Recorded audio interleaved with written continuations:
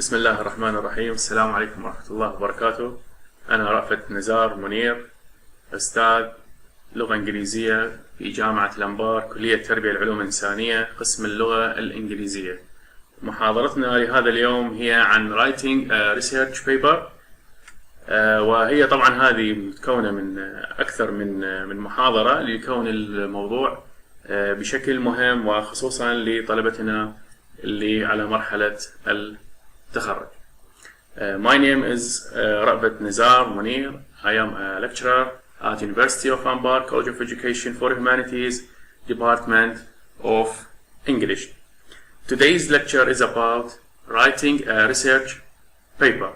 So this is the first part of a series of lectures due to its importance to our students. This lecture is dedicated to the students of English, researchers, and to those who are interested in learning and teaching English. It is to be noted that none of the ideas of this lecture is mine. I'm just presenting and explaining some of the important ideas presented in the resources that are mentioned at the end of this lecture. So none of the ideas presented in this lecture is mine. I'm just presenting and explaining some of the important points and issues presented by the resources mentioned at the end of this lecture. We're learning so this is an introduction to the writing a research paper. We're learning at high levels of college. You will doubtless be asked to organize paper, and this is especially for fourth grade students when they are asked and assigned to do a research paper or a project paper. So this lecture is very important to them. A research paper will be used for exploring and characteristic, scientific, technical, and social problems. If it's your initial time in writing research paper, it is going to appear discouraging. Of course, why? Because our students actually, this is the first time they deal with a graduation project, so it will be somehow discouraging. However, with sensible organization and focus of mind, you will build the method easier on yourself. Of course, the paper will not write itself. The paper will not write itself. So the student, the researcher, is to write it by himself or herself. However, by designing and making ready well, the writing much falls into place. And this is the point. This is the most important one.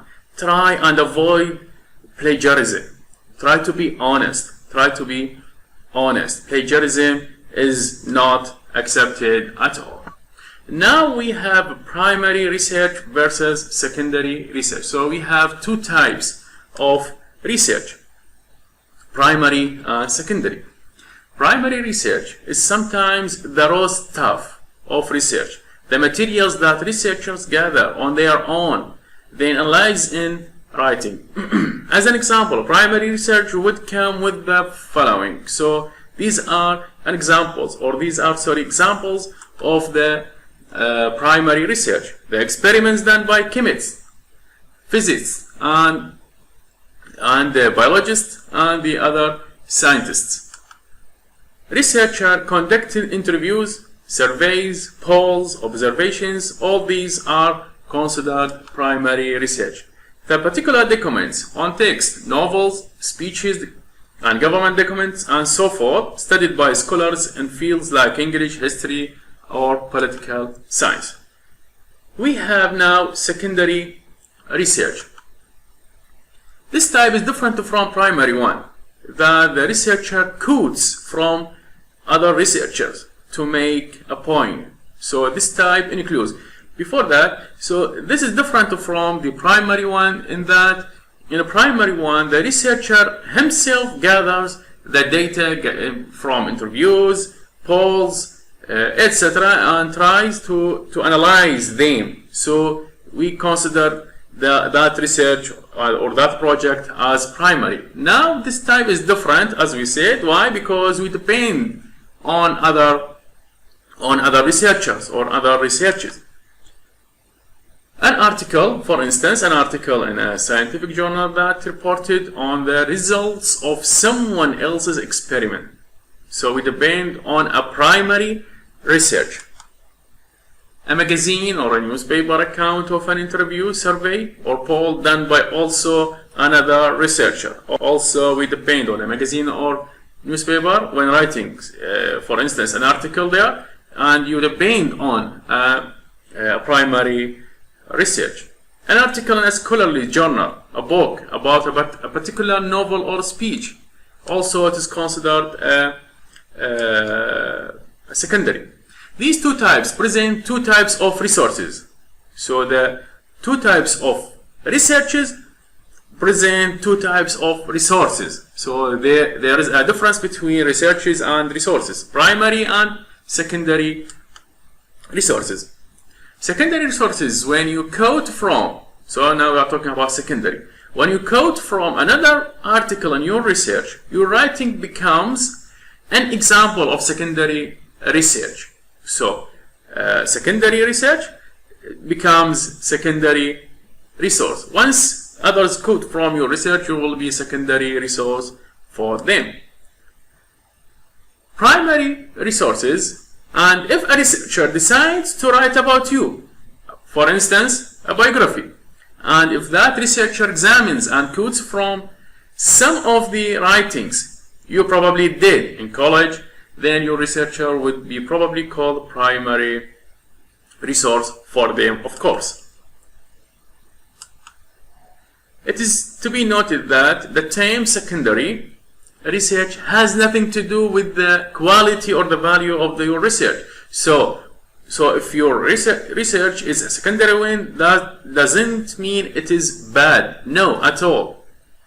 It just means that to answer the questions of your research project and support your point, you are relying a great part on the observations and opinions of others. So that doesn't mean that your research is bad or that will not devaluate your project. Now we have the internet, the researcher's challenge. The researcher's challenge. Along with the distinction between primary and secondary sources and the distinction between scholarly and non-scholarly publications, you now need to consider a relatively new type of research sources as you gather your evidence. The internet, particularly the World Wide Web. We call it WWW. The web has become such a powerful medium in part because it has such a far reach. Literally anyone, anywhere in the world who is connected to the Wide Web with the right computer and right software can access almost any of hundreds of millions of pages and other documents on the web. So it is the fastest way to research on the items, the questions you are writing about. But be careful. With internet, you need to be what? You need to be suspicious, okay? Thinking critically. One is to be suspicious about what is published via internet, because the fact that anyone, whether he's an expert or not, whether he is educated or not, can publish whatever she wants. Additionally, more and more traditional print sources are creating and maintaining websites. So most of the universities, or we can say all of the universities, they have website pages, and also the encyclopedia websites.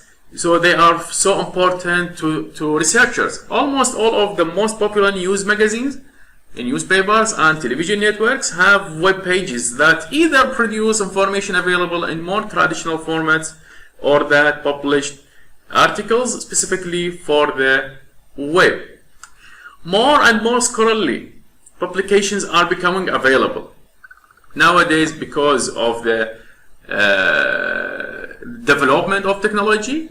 Now more and more scholarly publications are becoming available on the web as well, and considering the international reach and low cost of publishing on the web. And this is a fact. It seems inevitable that maybe most academic journals will eventually move from being traditional print journals to ones available online, only online. This is because of the high cost or expensive cost of publishing the articles, the researches via or by pages. Okay, so they inevitably that they will move from being printed to being published online. More common and therefore perhaps more problematic small errors and misrepresentations appear in both academic and popular sources. Evidence that the process of editorial review is not perfect, and what counts as true or accurate in many fields is a question of some debate and uncertainty. And this is frequently reflected in published articles of all sorts. The best way to ensure that your evidence is reliable, regardless of where we found that evidence, is to seek out the variety of different types of evidence. So you need to collect different types of evidence in order to measure the credibility of the resource. This is particularly true with web-based research. Why? Because as we said before, that anyone can publish what he or she wants. Now we come to evaluating the quality and the credibility of the research. Finding evidence that answers a question is only the first part. Only the first part. So when you have a resource, so this is the first part to answer your question. You also have to evaluate the quality. So not everything that is published via internet or even printed resources is considered to be, for instance, credible or reliable or relevant. No, you need to evaluate that resource. Furthermore, the debates about differences of opinion on how to interpret evidence are good and healthy, because these discussions further our understanding for complex issues. If we all agree that something was true, then it would be what?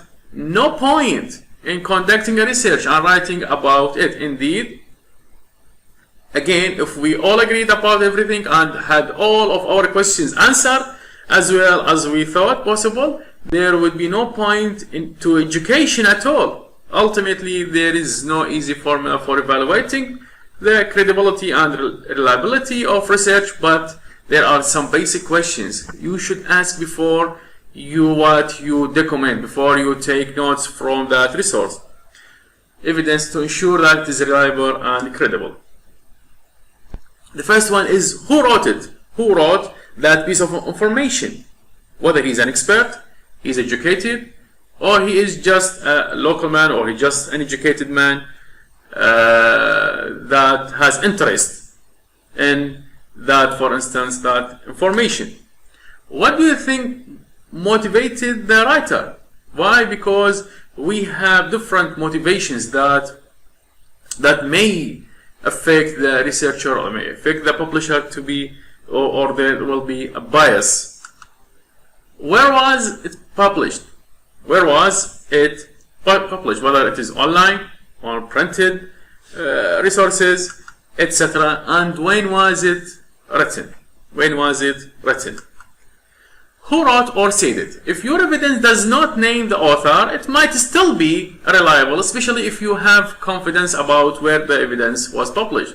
For instance, Wikipedia site, they don't mention the author or the writer of the piece of information.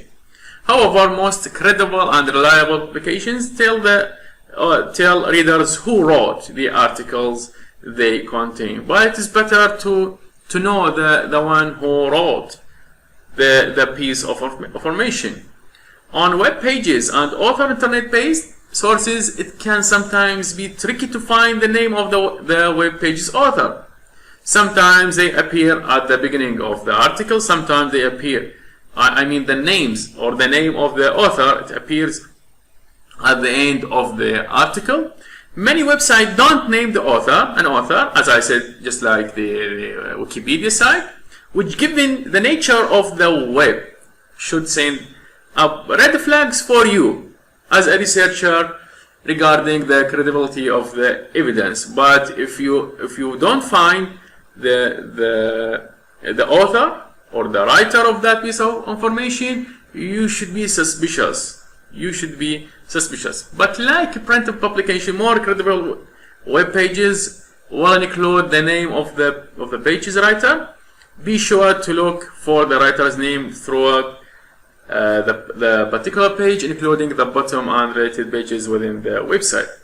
Simply put, academics find evidence that comes from an author who is a credible expert to be much more persuasive than evidence that does not come from an expert. Where was it published? Was the piece of writing published in an academic or non-academic source? So this is very important. If it is published in an academic, it will be much more important. A book, journal, magazine, etc. Generally speaking, academic sources are considered more credible than non-academic sources. And the print-based sources are also generally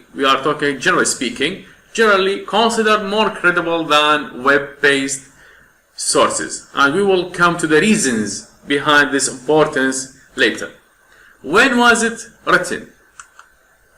Last but far from least, the date of publication can dramatically affect the credibility of your research. Obviously, this is especially important for date-sensitive research topics. For instance, if you were writing a research project about internet and the Wide Web, chances are any research older than about 1990 or so would be of limited use, since the web literally did not exist before that time. Knowing, or rather not knowing, the date of publication of a piece of research is yet another thing to be worried about when evaluating the credibility of web-based resources.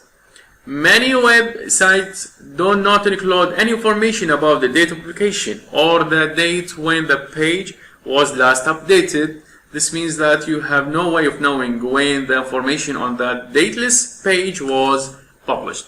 Now we come to another topic: understanding and using the library and the internet for research. Understanding the differences between library and the internet and knowing where your research comes from is crucial in the process of research writing. Because why? Research that is available from libraries, either in a print or electronic form, is generally considered more reliable and credible than research available only over the internet.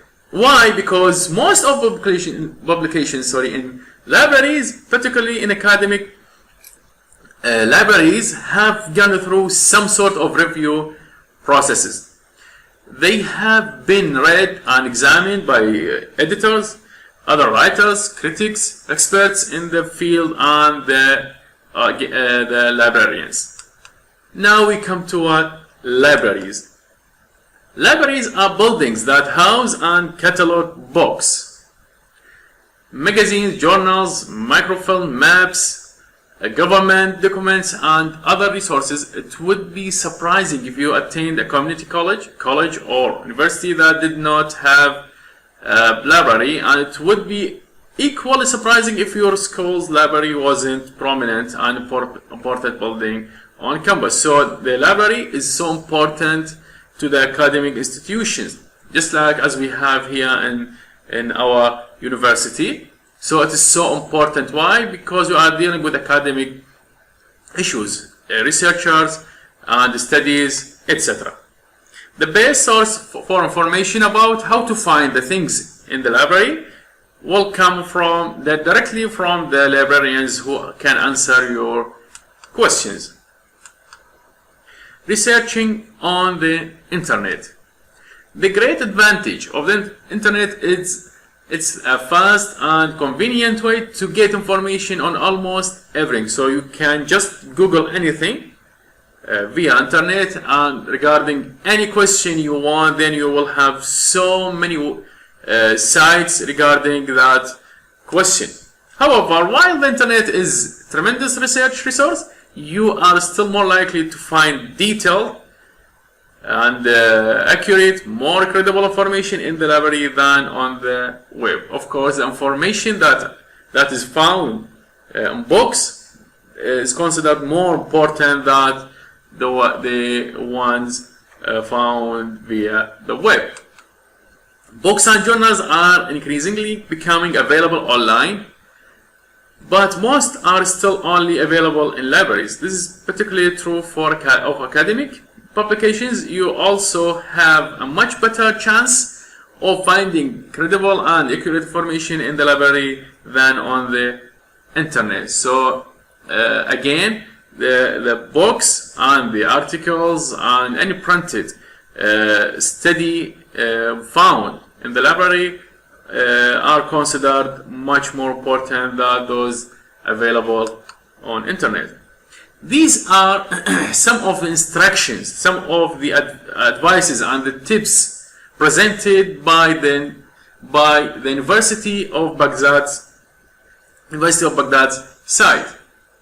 So this helps the researcher to find the information he is looking for, he or she looking for, much better. So you can follow these instructions in order to facilitate and to have much more credible information. So you can write and, just like electronic and power. This means that you are looking for electronic and power when they come together in the web.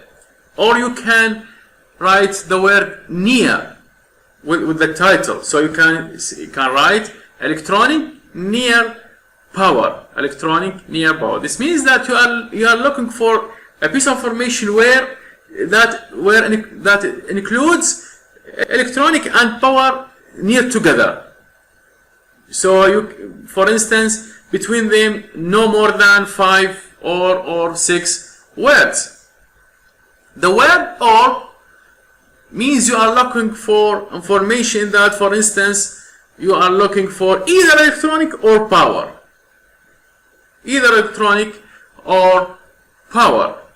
The word not is used to look for instance, physics and not laser. So physics, you are looking for information that has no laser. This means that you are not looking for laser. No, physics and not laser. We have also the word related.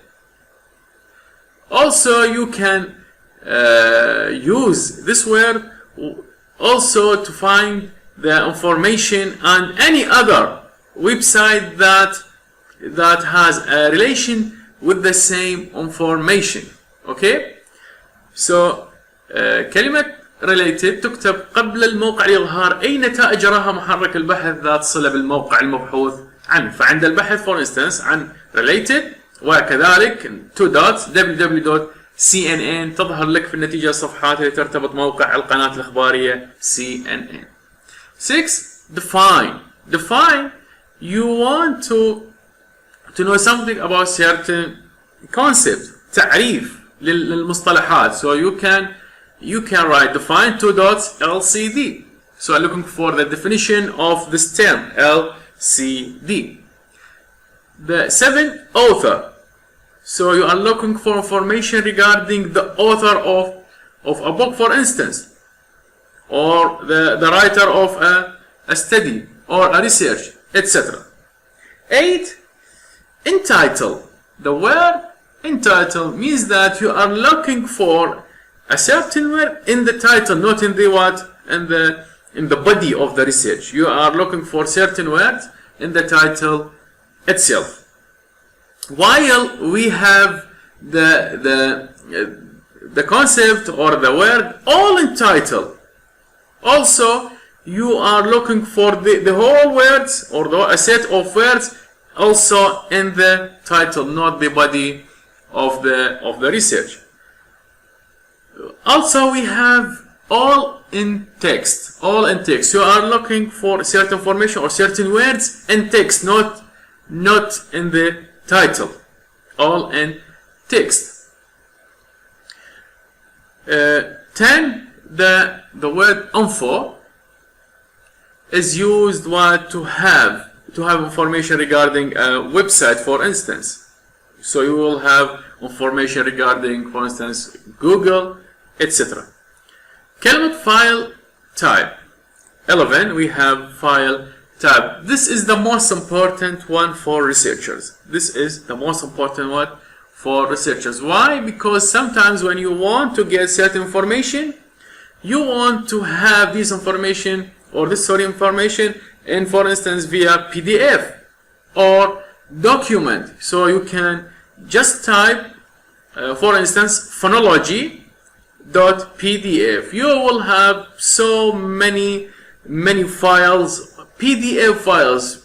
With one click, they will be downloaded on your computer or in your cell phone or etc. So you can just type PDF or document, PowerPoint, etc. And this is a very important one to researchers. العلامة اللي هي plus, it is important to look for information that has maybe different words. So you are looking, for instance, power and electronic together. This 13 we have العلامة الشارحة واللي هي الماينس. It is important to look for the information that look for instance, electronic but not power. Electronic but not power. So looking for electronic without the word power. The quotation marks, they are important to look for information that are arranged, for instance, in an arranged way. So electronic power. So you are looking for electronic power, not just one word. Or you, for instance, you look for electronic power. This means that you are looking for these two words together.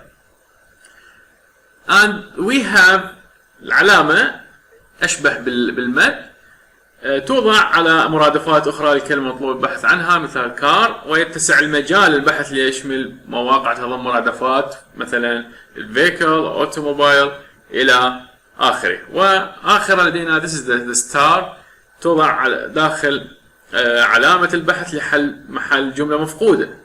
For instance المركز العلمي يظهر لديك نتيجة البحث المركز العربي والعلمي. So this symbol stands for a missing word and you don't know that word, and it will help you to look for that word. Now we have collaboration. Collaboration always implies people working together toward a goal. Almost all of writing you read in academic or popular publications has involved different levels of collaboration. التعاون أو الاشتراك مثلا في بحث. Sometimes in surprising and hidden ways. Members either sit together to write a project or each one is assigned to do a part of the project. Proofreading is a type of collaboration where you can have someone read what you're writing. إذن هذا العمل المشترك هو كلش مهم في مجال البحث. The advantages of this collaboration include an equal and immediate sense for everyone involved about the project is going. يعني كل شخص له رؤية معينة في البحث، وراح هذه الأفكار وهذه الرؤى راح تجتمع ويظهر لدينا بحث جيد. writing projects that are more seamless, that is all of the different parts fit together clearly as one complete text. احنا لدينا هذا الامر مهم في كتابة البحث كي لا يكون مشابه لبحوث اخرى، فطالما كل شخص راح يكتب بطريقته وبعد جمع هذه الطريقتين راح يظهر لدينا بحث مميز عن البحوث الاخرى. A greater sense by individuals within a group of their roles, since all the group members are working together in the same time and place. Tasks can be accomplished quickly since all group members are simultaneously working on their parts of the project. Where we have finding a topic to write about. This is important. Most of our students complain finding the topic or the suitable topic to write about. The process of finding something to write about is complicated. In many ways, you need to think critically about the idea of research. You need to go to the library or the internet and conduct research. And you need to formulate question or thesis. And don't pick a topic simply because it's the first idea that comes to your mind. Most of our students, they pick general topics, and they think that it is to be easy to write them, and actually they will eventually find it so complicated. Why? Because they are writing about general things or a general topic, so they need to narrow that topic down. Taking the time to develop a good research topic at the beginning of the research writing process is critical. Planning ahead, this is important. Planning ahead can be difficult and time consuming, yes, and it can be tempting to seize on the first idea that seems easy. في بعض الأحيان التفكير بموضوع وعملية التفكير بشكل مثلا بشكل أكاديمي بالنسبة للبحث قد تكون صعبة على الطالب، لذلك يحاول أنه يدور أو يبحث عن المواضيع اللي يعتقد هي سهلة، لكن بالنهاية هو طالما أخذ هذا الموضوع بشكل غير مدروس راح يشوفه في بعض الأحيان صعب. But too often these easy first ideas and end up with time-consuming and difficult project. How to find a topic? How to find a topic to write about? How to find an idea to write about? We have different strategies. One of them is called brainstorming for ideas. To find a topic, you need to explore the ideas that you might write about in more detail. This process is called brainstorming. Though some instructors and textbooks might refer to similar techniques as invention or pre-writing. يعني هذه ما قبل الكتابة، قبل ما تكتب، قبل ما تبدأ في الموضوع البحث أو المشروع، تسمى brainstorming، لأن راح تحاول تفكر عن شنو تكتب، ما هي الأفكار المتعلقة مثلا في بحثك. لدينا الآن types of brainstorming. The first one is free writing. Free writing. In this type, all you do is write about anything comes into your mind or into your head without stopping for a short time. For instance, 5 minutes or so. الفكرة من هذه إنه أنت مثلا تكتب عن نفرض الفونولوجي أو الفونetics. تكتب في على ورقة تكتب كل فكرة تأتيك بدون أن تتوقف لمدة 5 دقائق. كل شيء يأتيك متعلق في الفونetics تكتبه على ورقة، حتى لو ما تجد في بالك شيء تكتبه، اكتب لا أجد شيء. الفكرة أنه ما تتوقف عن الكتابة، وهذا سميناه free writing، الكتابة الحرة. targeted free writing، هذا شوي يعني بهدف أكثر من القبله. This is similar to free writing in that you write without stopping, but the difference is you are trying to be more focused on in your writing. لذلك تحاول تكون أكثر يعني تكون في عندك هدف أكبر أو ما يتعلق في كتابة الأفكار. ولدينا group idea bouncing. One of the best ways we all get different ideas is to talk with others. وهذا ومن الأفكار ومن الأمور الجيدة واللي هي brainstorming من أنواعها وأنا أشوفه أفضل هو أنك تستشير الآخرين. لديك مثلا موضوع تكتب عنه تقدر تستشير الآخرين، الأستاذ، الصديق أو الإنترنت وإلى آخره. هذا أيضا مفيد أنك تجمع أفكار من الآخرين ممكن تفيدك في كتابة البحث. The same is true for finding a topic for research. Sometimes bouncing ideas of each other in small groups is a great place to start and it can be a lot of fun. وكذلك راح يكون هذا الأمر ممتع. لدينا الآن clustering. On a blank sheet of paper, write one or two words, just like this. You can write one or two words, just like here we have fishing. For instance, you have on a blank paper, then you will write any idea that is related to fishing. For instance, overfishing, dangers of fishing, nutrition, sport fishing, tuna and dolphins, etc. So clustering on a blank sheet of paper, write one or two word description of your idea in the middle and circle it. Around that circle, write down one or two word description of different aspects or characteristics of your main idea. So the point is that you write on a blank page or on a blank paper. You can write, for instance, fishing, and you circle them. And around this word, you can write anything or any idea that is related to fishing. Draw circles around those terms again and then connect them to the main idea. Keep building outward, making clusters of the main idea, just like this. So we have fishing, also we have overfishing, accident prevention, small business independent, etc. So all these are ideas regarding fishing. Just like the same happens with linguistics. You can write, for instance, morphology.